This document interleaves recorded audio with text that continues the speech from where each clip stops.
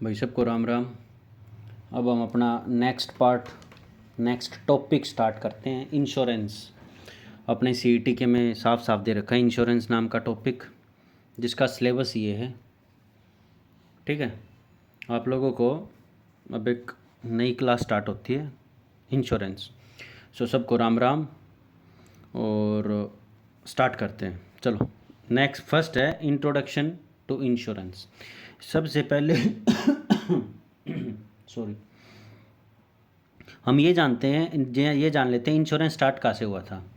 Start हुआ था 18वीं शताब्दी में ना, जो अपना एक्सपोर्ट और इंपोर्ट होता था ना इंडिया से, जब अपने देश में अंग्रेज़ थे तो उस टाइम पे एक्सपोर्ट होता था नदी के रास्ते।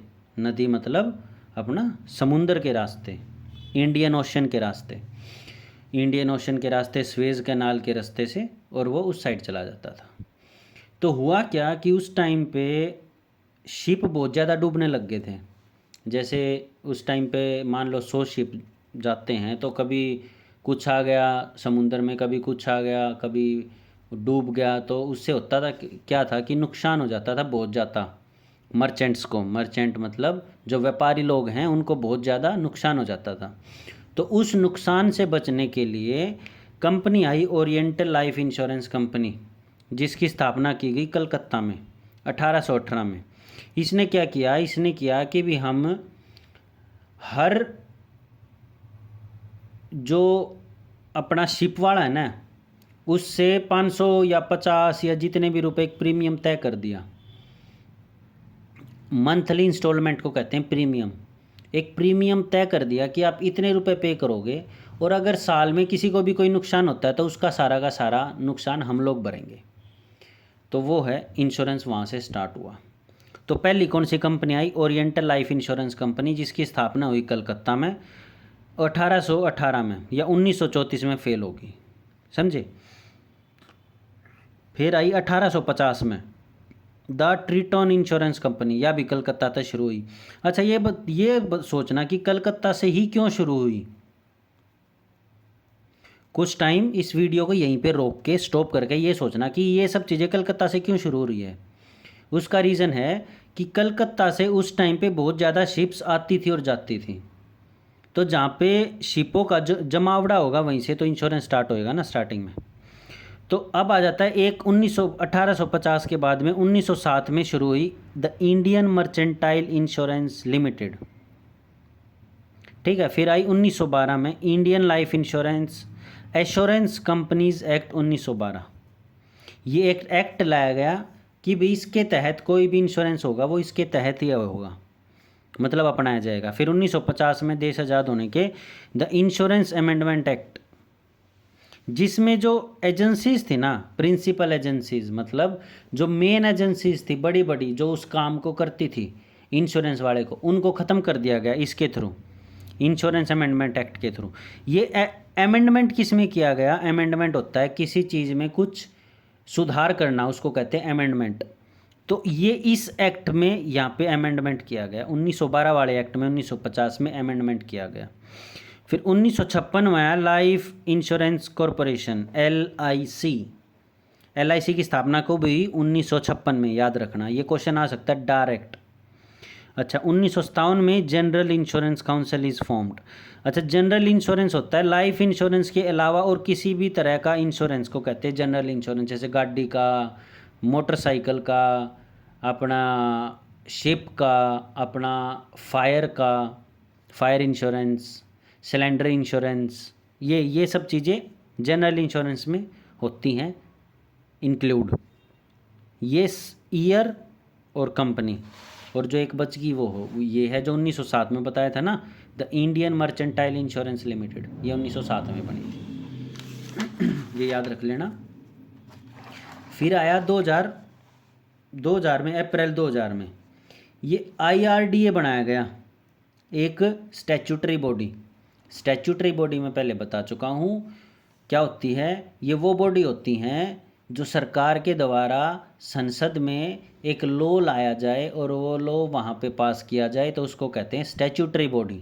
एक होती है कॉन्स्टिट्यूशनल बॉडी। कॉन्स्टिट्यूशनल बॉडी वो बॉडी होती है जिसका जिक्र अपने कॉन्स्टिट्यूशन में होता है, ठीक है, और जो बच गई वो अदर नॉन कॉन्स्टिट्यूशनल बॉडीज़ होती हैं। तो ये IRDA है, इंश्योरेंस रेगुलेटरी डेवलपमेंट अथॉरिटी।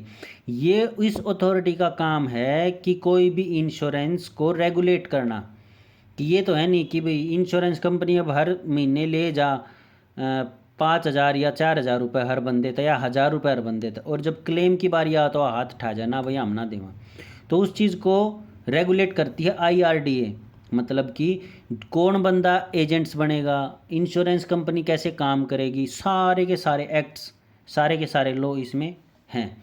तो ये 2000 में शुरू हुई थी। एक स्टैट्यूटरी बॉडी है, किसकी रिकमेंड से हुई थी, मतलब कोई रिकमेंड करेगा ना कि भाई 2000 से पहले हमारे पास इस चीज़ों की कमी थी, कोई कमेटी बनाई जाएगी, वो कमेटी उस चीज़ को रिकमेंड करेगी।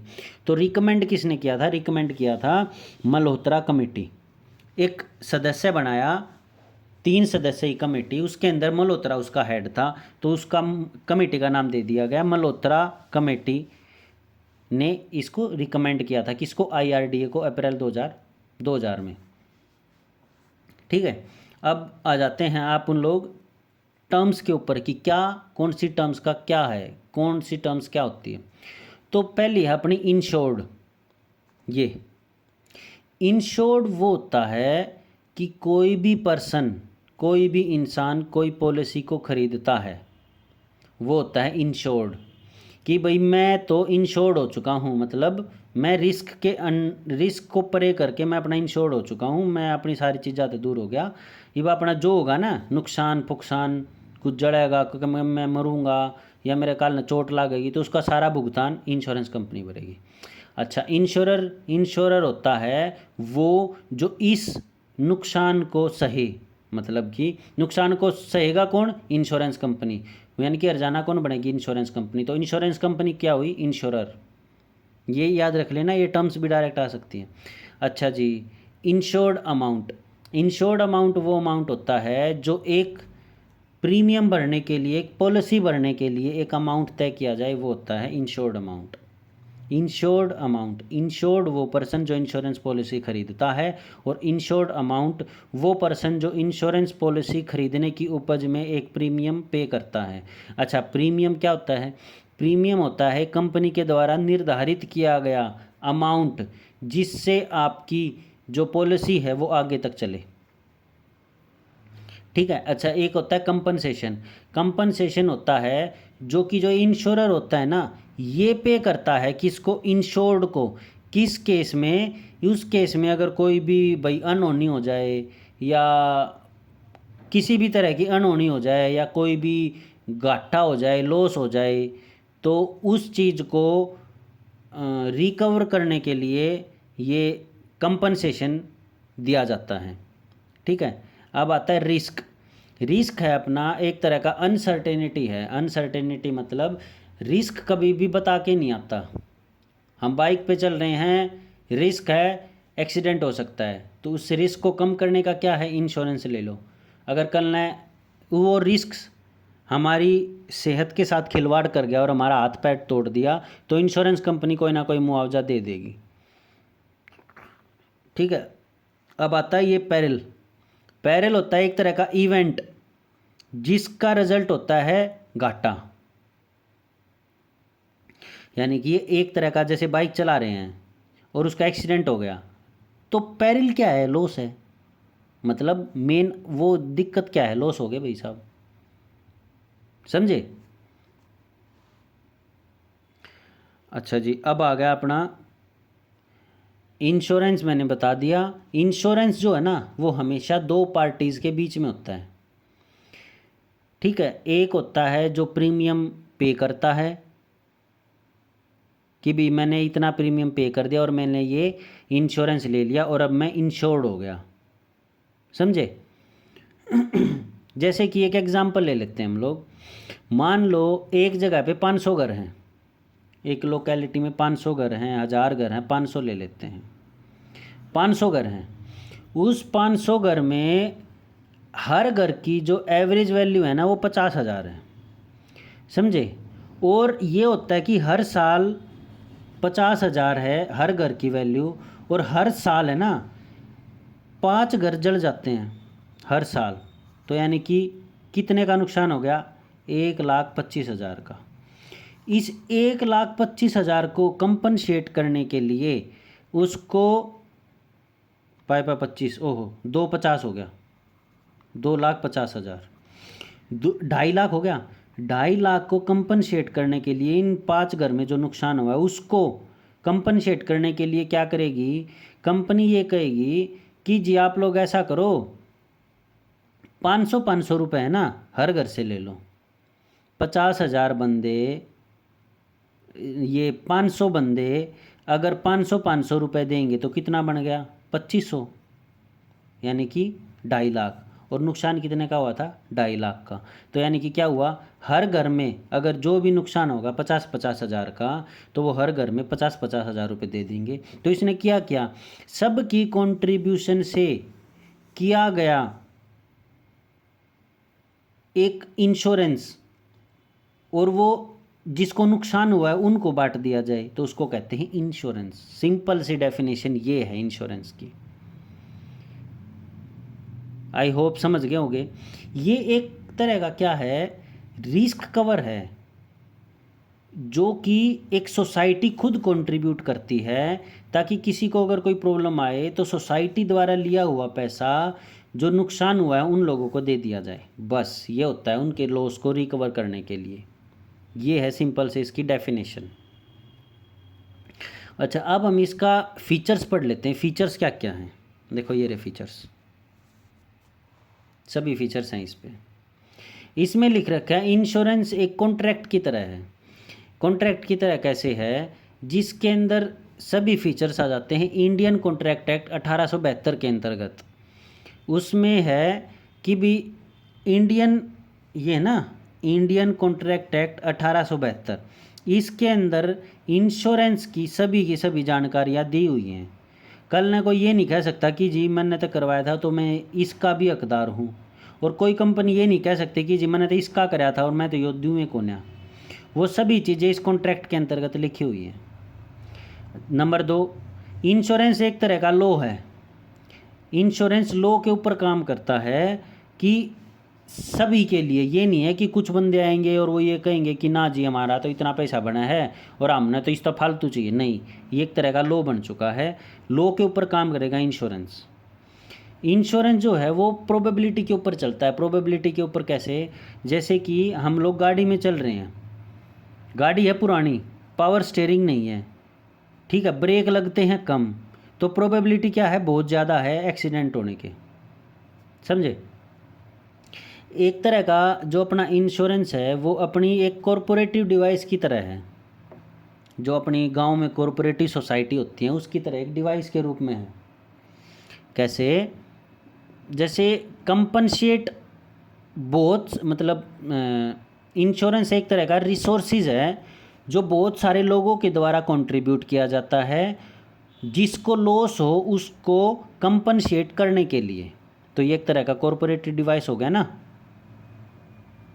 अच्छा, नेक्स्ट कर लेते हैं हम 5th, insurance deal with sharing and transfer of risk. अभी मैंने बता दिया इंश्योरेंस जो है ना वो डील करता है sharing and transfer of risk, यानी कि आपस में शेयरिंग करना पैसों का। अब कोई ये कहे अब मैं हर घर से लेने लग जाऊँ 500 रुपये, इनके तो नहीं देंगे वो लोग। वो कहेंगे क्यों देवा भाई, नुकसान उसका हुआ है तो वो ही लेगा।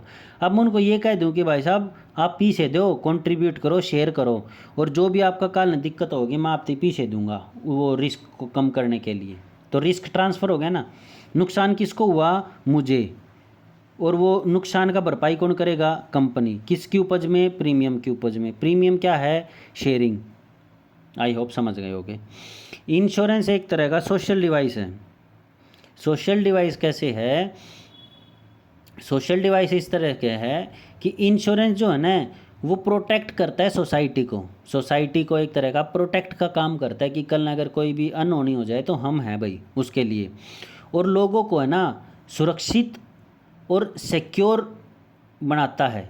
किसकी उपज में? अगर कल कुछ लॉस हो जाए, कोई भी अनहोनी हो जाए उसके में। और ये क्या है? ये जो है ना इंश्योरेंस बहुत सारी चीज़ों को सपोर्ट करता है किस किस को, वर्कमैन कंपनसेशन एक्ट 1923, ये एक्ट याद रख लेना, वर्कमैन कंपनसेशन एक्ट। जैसे कि कंपनसेशन की राशि का अलग से एक एक्ट है, एक्ट मतलब अलग से एक लॉ है उन जो 1923 में बना था। अच्छा, employment state insurance act, ESIA,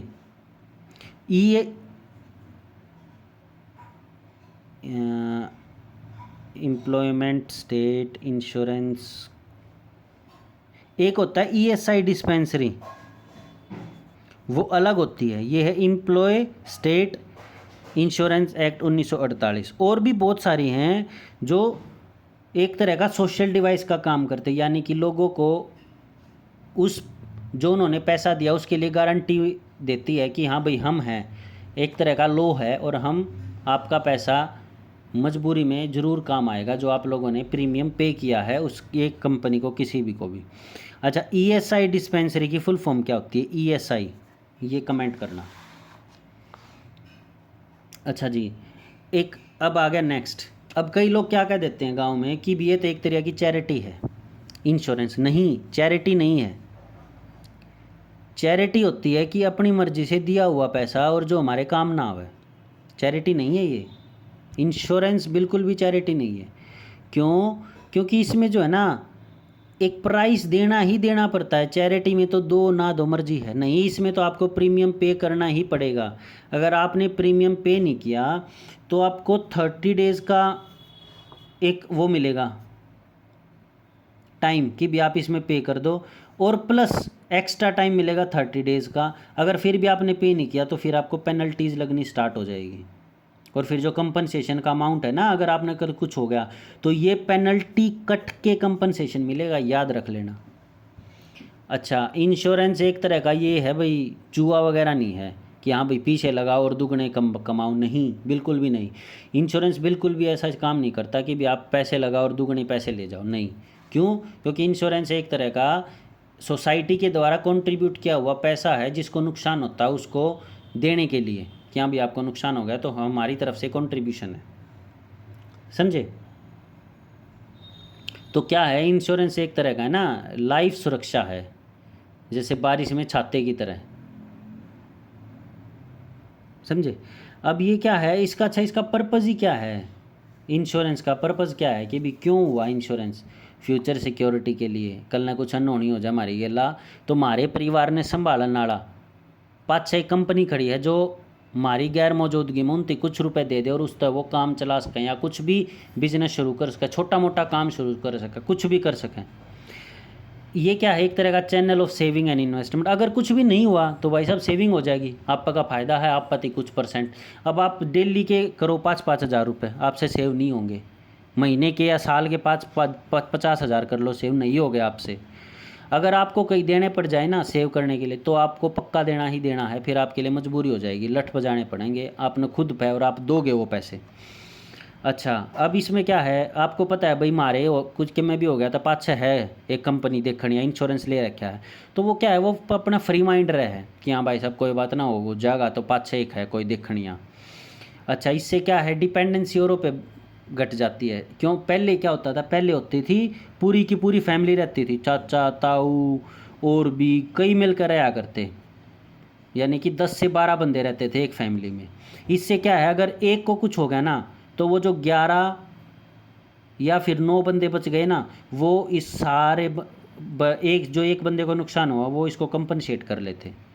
लेकिन आजकल क्या है, 2 बंदे रह गए परिवार में, हस्बैंड वाइफ और उनके बच्चे। एक लड़का हो गया पहले तो और करेंगे नहीं, लड़की अगर लड़की पहले होगी तो एक लड़का और कर लेंगे। तो इससे क्या हो गया, मिनिमम 3 और मैक्सिमम 4 बंदे एक फैमिली में रह गए, तो क्या है, न्यूक्लियर फैमिली होगी। तो उसमें क्या है, डिपेंडेंसी को कम करने के लिए उन्होंने इंश्योरेंस ले लिया। भाई हस्बैंड है एक कमाता है तो उसने इंश्योरेंस ले लिया, तो उससे क्या है, जो जिसने इंश्योरेंस लिया ना वो कल ने सेफ हो सका है कि भी मेरे कुछ हो गया तो मेरे पास 6 तक कंपनी है जो इन 3 बंदे ने देख सका है, मेरी वाइफ ने या फिर मेरे 2 बच्चों ने। अगर वाइफ वर्किंग है तो उसके हस्बैंड ने और उनके 2 बच्चों को वो देख सकती है। अच्छा, टैक्स बेनिफिट। अब इसमें क्या है, अगर आप कोई भी इंश्योरेंस लेते हो तो उसके लिए हमारी central government, Indian government tax में बेनिफिट देती है, फैमिली को सेफ्टी मिल जाती है, ठीक है। और अपन कोई भी लोन लेना हो तो उसमें वो लोग पूछते हैं, अगर कोई भी लोन लोगे ना तो उसमें वो लोग पूछेंगे कि भाई साहब इंश्योरेंस ले रहे हो कि ना ले रहे। अगर आपने मना कर दिया ना तो कि जी इंश्योरेंस नहीं ले रहे, तो पहले कहेंगे कि जी इंश्योरेंस ले लो, क्योंकि उन्हें पता है कि अगर काल न इसका क्या हो गया तो इसके पाछे तुम्हारा पीछा कौन देगा। समझे, ये हर तरह का सिस्टम होता है। तो ये थे अपने क्यों लेनी चाहिए हमें इंश्योरेंस। अच्छा जी। अच्छा, बिजनेस के लिए ये सारी चीज़ें बिजनेस में ही है, अपने हिसाब से देख लेना। अच्छा, बिजनेस को कल ना कुछ प्रॉब्लम होगी तो हमारे बिजनेस को पीछे से कुछ भी अनहोनी होगी, मान ले कभी भी लॉस हो सकता है बिजनेस में, कभी प्रोडक्ट ना बिके तो उसका भरपाई कौन करेगा, इंश्योरेंस कंपनी करेगी। अच्छा, अगर कोई बिजनेस करता है और कल ना उस आदमी का कुछ हो गया तो उसकी भरपाई कौन करेगी, उसकी भी करेगी वह इंश्योरेंस कंपनी। ठीक है। अगर मान ले कोलेट्रल डैमेज हो गया, मतलब कि कुछ हो गया ऐसा दुनिया में कि भाई सारी जगह लॉस है, तो उसका भरपाई कौन करेगी, वो कंपनी करेगी। समझे, तो ये है बिजनेस के लिए। अच्छा, अब आ जाता है अपना सोसाइटी के लिए। सोसाइटी के लिए क्यों क्यों है ज़रूरी। अच्छा, सोसाइटी के लिए ज़रूरी है, इससे क्या है हमारी प्रोटेक्शन होती है सोशल वेल्थ के लिए। कैसे, जैसे कोई भी इकोनॉमिक लॉस हो गए, यानी कि पैसों की कमी होगी, तंगी होगी, पैसे नहीं बचे, तो उसके लिए हम लोग ले लेते हैं इंश्योरेंस कि भी कल ना हमारा बिजनेस ठप हो जाए तो आप लोग हमारी हेल्प कर दियो, तो वो कहेगा जी ठीक है। ठीक है। अगर कोई भी इंसान की जान चली गई तो उसके लिए भी इंश्योरेंस है कि हाँ भाई कल ना अगर डेथ होगी, कुछ भी होगी, वो आदमी नहीं रहा तो उसके लिए इंश्योरेंस कंपनी देगी पैसा। ठीक है। अब इसमें क्या है, इससे लोगों में आपस में सादरता बनी रहती है, मतलब कि सॉलिडेरिटी बनी रहती है कि हाँ भाई चलो ठीक है, एक तरह का कोऑपरेटिव टूल है और हम अपना पैसा इसको देंगे कुछ प्रीमियम, इससे क्या है हमें सहायता मिलेगी। अच्छा, फिर जो है इंस्टीट्यूशनल इन्वेस्टर है ना, उसको बेनिफिट हो जाता है। कैसे, अगर कोई भी आपकी कंपनी में पैसे लगाएगा तो वो ये सोचेगा चलो ठीक है भाई इंश्योरेंस ले ला, कल ना इसकी कंपनी डूबेगी तो मेरा पीछा ना डूबेगा, चलो ठीक है दे देता हूँ इसको पैसे। समझे। और इससे क्या है, जो इन्फ्लेशन आती है, इन्फ्लेशन को कहते हैं हिंदी में सफुर्ती। सफुर्ती पता नहीं क्या कहते हैं यार, मैं भूल गया, हिंदी में भी बिल्कुल ध्यान नहीं। अच्छा, इन्फ्लेशन को अवॉइड किया जा सकता है। इन्फ्लेशन होती है जब किसी भी चीज़ के दाम बहुत तेज़ी से बढ़े और उसको ख़रीदने की क्षमता लोगों में ना बचे, तो उसको कहते हैं इन्फ्लेशन। अब इस पे क्या है, अगर कोई भी किसी के पास ज़्यादा पैसा हो गया तो वो क्या करेगा, वो लग्जरी गुड्स खरीदेगा। ठीक है। और वो क्या करेगा, डिमांड और सप्लाई को बिगाड़ देगा। जैसे अभी मान लो अंबानी द्वारा घना पीसा है, तो वो क्या कर रहा है, वो हर एक चीज़ में अपना पैर जमा रहा है, तो क्या कर रहा है, डिमांड और सप्लाई को हड़बड़ा रहा है, जिसकी वजह से हमारे रेट बढ़ रहे हैं और इन्फ्लेशन आ रही है। ठीक है। तो उससे बचने का क्या है कि भी वो लोग क्या करते हैं, अपना ये ले लेते हैं पॉलिसी। समझे। अब आ जाते हैं लाइफ इंश्योरेंस और जनरल इंश्योरेंस में क्या है, क्या क्या डिफरेंसेस हैं। ठीक है। लाइफ इंश्योरेंस होती है अपनी लाइफ का इंश्योरेंस, यानी कि इंसान की लाइफ का इंश्योरेंस को कहते हैं लाइफ इंश्योरेंस। और जनरल इंश्योरेंस होती है इंसान की इंश्योरेंस का कोई भी हटा को कोई भी और चीज़, जैसे कि फायर इंश्योरेंस, आग से बचाव, पानी में भी मरीन इंश्योरेंस भी होता है, एक्सीडेंटल इंश्योरेंस भी होता है, मोटर व्हीकल इंश्योरेंस भी होता है,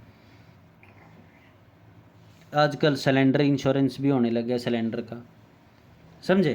तो इंश्योरेंस क्या है, एक तरह का सोशल टूल है, सोशल सिक्योरिटी का एक तरह का टूल है कि भाई साहब मारे कुछ भी हो गया ना तो पाछे यो है बचाने खातर इंश्योरेंस वाला, यो देख लेगा, कोई दिक्कत वाली बात ना है। समझे। ये क्या है अपना United nation declaration of human right 1948 में कहा गया कि भी जो हर एक को है ना, हर एक को हक है, हर एक को राइट है एक तरह का अच्छा जीवन जीने के लिए, अच्छी फैमिली को हेल्दी रखने के लिए, अच्छा फूड, अच्छे कपड़े, अच्छा घर, मेडिकल ट्रीटमेंट अच्छी हो, सोशल सर्विस अच्छी हो, तो ये सब चीज़ें हर इंसान का हक है, चाहे वो गरीब है चाहे वो अमीर है, किसी भी तरह का कोई भी है। तो उसकी पूर्ति कौन करता है? इंश्योरेंस। समझे? और इन चीज़ों की हेल्प कौन करता है? IRDA, insurance regulatory development authority. ये क्या है? एक तरह का लीगल स्टेटस बनाती है, यानी कि एक एक तरह का एक्ट है ये। इसके तहत ही सभी के सभी इंश्योरेंस के काम होते हैं। ठीक है, जिसमें जो है ना अपना सेक्शन 32C, 32B और 32C ये कहता है कि भाई अगर कल न कुछ भी हो गया, सेक्शन 32 भी कहता है कि अगर इंश्योरर कौन है? कंपनी। कंपनी जो है मतलब has to undertake a specific percentage of life insurance business. मतलब उस जो वो कंपनी है ना, उसको एक तरह का लाइफ इंश्योरेंस का परसेंटेज देना ही देना पड़ेगा। ये नहीं है कि वो सारा ही जनरल इंश्योरेंस दे दे, नहीं, उसको लाइफ इंश्योरेंस का कुछ परसेंटेज देना ही देना पड़ेगा। और फिर बचा हुआ वो जनरल इंश्योरेंस का भी देगी। कहाँ पे देगी? रूरल एरियाज़ में और सोशल सेक्टर्स में।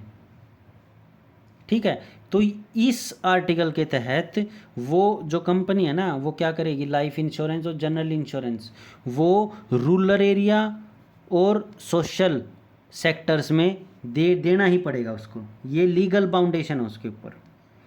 ठीक है, और 32C में क्या है कि जो बेनिफिट देती है ना कोई भी LIC की या मतलब लाइफ इंश्योरेंस कंपनी जो भी बेनिफिट देती है वो कुछ परसेंट रूरल सेक्टर में, या भाई अनऑर्गेनाइज्ड वर्कर हो गए जैसे अपने मजदूर भाई, या भाई इकोनॉमिकली वीकर सेक्शन हो गया जैसे कि EWS अभी सरकार ने अलग से दिया है, या फिर कोई जिसकी घर पे बिल्कुल ही नौकरी नहीं है, कुछ भी नहीं है कमाने का साधन, तो उनमें से कुछ परसेंट को ये देना ही देना पड़ेगा। इंश्योरेंस फाउंडेशन है इनके ऊपर। अच्छा, अब हम कर लेते हैं गवर्नमेंट की स्कीम्स। सबसे इम्पोर्टेंट है ये स्कीम्स। क्या क्या अभी तक मैंने इंश्योरेंस का आप लोगों को कट्ठा चित्ता सारा खोल दिया। क्यों ज़रूरी है? सोशल सिक्योरिटी के लिए क्यों ज़रूरी है? बिजनेस के लिए क्यों ज़रूरी है? आर्टिकल 32B और सेक्शन 32C क्या कहता है इंश्योरेंस का, IRDA का। तो ये सारी चीज़ें देख लेना। अब है प्रधानमंत्री जीवन ज्योति बीमा योजना। ये क्या है? एक तरह का रिस्क कवर है। और इसके लिए एलिजिबिलिटी कितनी है? मतलब कौन कौन से लोग इसमें कंट्रीब्यूट कर सकते हैं, प्रीमियम दे सकते हैं अपना पैसा? 18 से लेकर 50 साल तक के। अच्छा, पैसा कितना मिलेगा? 2 लाख रुपए मिलेगा अगर किसी की डेथ हो जाती है तो। अच्छा, प्रीमियम कितना देना है जी? सिर्फ 330 रुपये साल में, बस, कुछ नहीं। अच्छा, PM सुरक्षा बीमा योजना, यानी कि प्रधानमंत्री सुरक्षा बीमा योजना, और इसमें एलिजिबिलिटी कितनी है? 18 से 70। उसमें कितनी थी? 18 से 50। इसमें कितने मिलेंगे? 2 लाख। उसमें भी कितने मिलने थे? 2 लाख। इसमें प्रीमियम कितना पे करना करेगा? 12 रुपये साल में, सिर्फ 12 रुपये। अच्छा, उसमें कितना देना पड़ेगा? 330 रुपये, 330 रुपये। ठीक है। अच्छा, प्रधानमंत्री जन धन योजना, बेसिक बैंक अकाउंट। अब इसमें क्या है? प्रधानमंत्री जन धन योजना में एम क्या है? एम है बेसिक बैंक अकाउंट। अकाउंट लिख दिया, अकाउंट। प्रधानमंत्री जन धन योजना के अंतर्गत हर परिवार में, जो गरीब परिवार है जिसके पास बैंक अकाउंट नहीं है, उसका हर बैंक को अकाउंट खोलना ही खोलना पड़ेगा अगर वो किसी भी बैंक में जाता है। प्रधानमंत्री जन धन योजना के अंतर्गत हर बैंक उस आदमी का अकाउंट खोलेगा ही खोलेगा। ठीक है, और उसको क्या करेगा? डेबिट कार्ड देगा रुपए का। रुपए क्या है? इंडियन गवर्नमेंट के द्वारा बनाया गया एक ATM कार्ड है जो उनको देना ही देना पड़ेगा उस आदमी को जो प्रधानमंत्री जन धन योजना के अंतर्गत बैंक में खाता खुलवाने के लिए आएगा। और इसमें क्या है? अब वो गरीब हैं भाई साहब, पैसे हैं साल में हुए हैं 1000 2000 रुपये या 10,000 रुपये या 50,000 रुपये बैंक में उसके में जमा करवा पावा है वो, तो वो कल ना कुछ हो गया तो उसका परिवार का क्या हो गया? तो इसमें एक्सीडेंटल क्लेम भी मिलता है। अगर कल ना उसके साथ एक्सीडेंट वगैरह हो गया और उसकी कुछ भी हो जाता है तो 1 लाख रुपए का बीमा है, याद रख लेना। अच्छा, वरिष्ठ पेंशन बीमा योजना, अब ये क्या है, ये है सीनियर सिटीजन के लिए, अपने बूढ़े दादा नाना के लिए। वो क्या है, अगर 60+ है ना, वो इसके लिए एलिजिबिलिटी है 60+। याद रखना, 18 से 50 पहला, 18 से 70 दूसरा, तीसरा तो जनधन है, बैंक अकाउंट खोलना, इसमें 1 लाख का बीमा मिल रहा है, इसमें 2-2 लाख के मिल रहे हैं।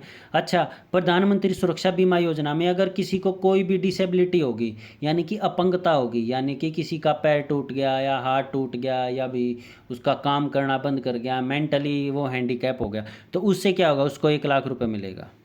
समझ गए। अब है वरिष्ठ पेंशन बीमा योजना, इसमें 60+ वाले आ सकते हैं और ये अवेलेबल है।